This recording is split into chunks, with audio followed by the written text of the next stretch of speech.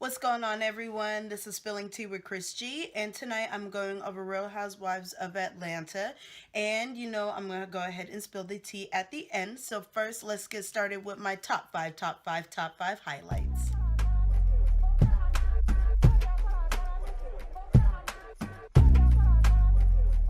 So, for my first highlight, Porsha is debating on whether or not she wants to go on the camping trip with the ladies, while Phaedra and Kenya have met up and they are at the camping store.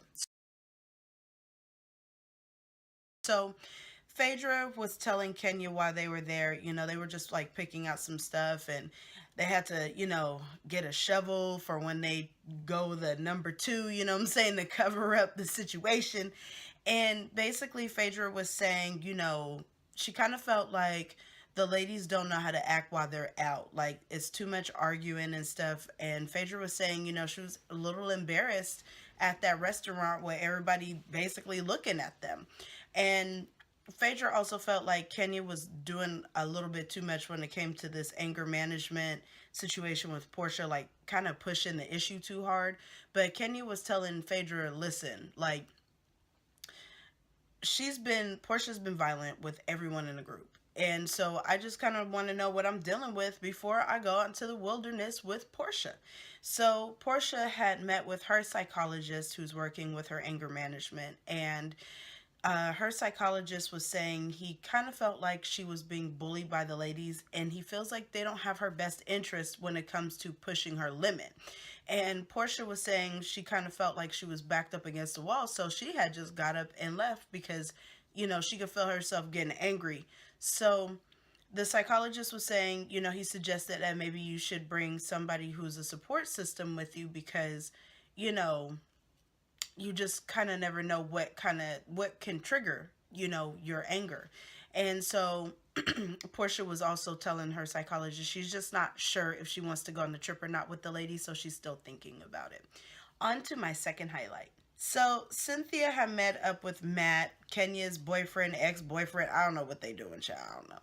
But Cynthia had went over and she had met up with Kenya to see how everything was going. She was still cleaning up with the glass and stuff. And Cynthia has not seen the damage in person until then. So Cynthia offered to talk to Matt, and Kenya agreed because it's not healthy for neither one of them to be in that type of violent environment. Breaking up glass, punching walls, it's going too far. So Cynthia had met up with Matt, and Matt basically blamed everything on Kenya, how she taunts him, how she's condescending, and he gets angry, and that's why he breaks things. But Cynthia was telling him that's not healthy. She understands that, Kenya can be dramatic, but at the same time, legally wise, that's not good because you can get arrested for breaking up someone's property. So, hopefully Matt gets the help he needs because, it's a little abusive. So, after that, Kenya and Cynthia had met up at Cynthia's lake house, and of course, the puppies, Kenya's puppies, were out there marking their territory. And Cynthia was like, "Dang, can a sister move in for a few weeks before that happens?" But anyways, they sat down to talk about it, and of course, Kenya got mad because Cynthia told Matt that she could be dramatic, but Kenya feels like Cynthia didn't defend her name, and it kind of brought her back to where Cynthia had told Nene in the previous season how Kenya and her weren't good friends, that they were just getting to know each other. So Kenya had got up and she got mad and stormed off. But Cynthia was defending her, but she was just trying to tell her, like, I'm trying to tell Matt that it's not safe for him to be breaking up your stuff. I try to reiterate that so that way I could bring it to you, but you storming off on me. So y'all know Kenya, and Kenya feels like she is getting blamed for people being violent, and it's not fair to her. But Cynthia and Kenya, they did finally make up, and Cynthia explained herself further, so that was good. On to my third highlight. So Kandi had decided to throw Shamea an all-white engagement party, which was a surprise, so that was really sweet of Kandi. Basically, all the ladies had showed up except for Phaedra and Porsha. Phaedra and Kandi are not on the greatest of terms, so she thought, not inviting them. Also, Shamea and Phaedra don't get along. And then Kandi is not getting along with Porsha, so even though and Porsha and Shamea are best friends, Porsha decided not to go because she felt like she would be ambushed at the party. So she just said no. So she did go ahead and give Shamea a gift outside of the party. But Sheree, y'all, here she go. Because Sheree feels like she doesn't want to be fake with these ladies and not say, okay, this is what they talking about, because they're talking about each other behind each other's back.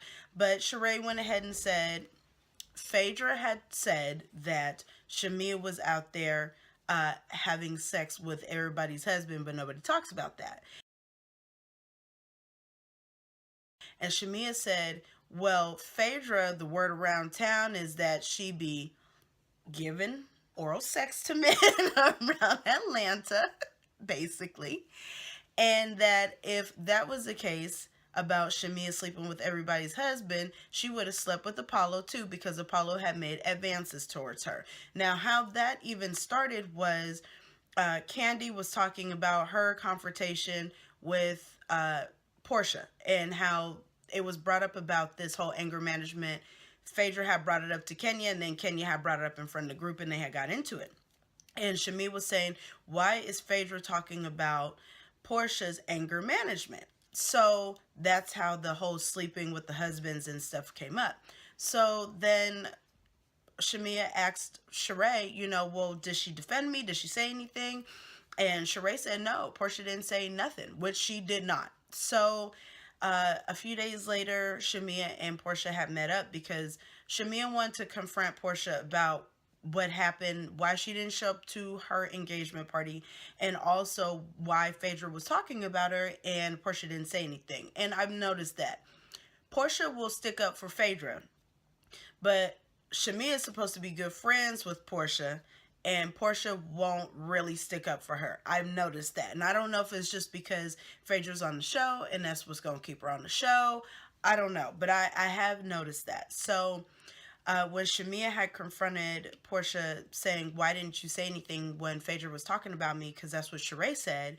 Porsha said she did not recall, which, girl, you was just sitting up there sipping that tea like the rest of us when Phaedra was talking about that. So, girl, bye. You recall that. But you just don't want to say anything. You don't want to stick up for or say anything bad about Phaedra. Okay, fine. And then, Shamea was saying that she was hurt, which she was, that Porsha didn't show up to the engagement party because she thought they were good friends, but Porsha was saying that she just didn't want to be ambushed or bullied. Okay, girl. On to my fourth highlight. So the ladies had met up at one another's house. So Sheree, Marlo, Porsha, and her sister Lauren had met up at Sheree's. And at Kenya's house, it was Kandi and her new friend Hazel. She's introducing onto the show. Phaedra was actually at Kenya's house. Cynthia was at Kenya's house. So they met over there, and they were just waiting for the bus to come to pick them up to take them on the trip. And I was kind of shocked by Phaedra stopping by Kenya's house, but I don't think Phaedra likes Sheree that much. There's something about that that's kind of So anyways, so they had went over there, and Porsha, she had pulled Sheree over to the side.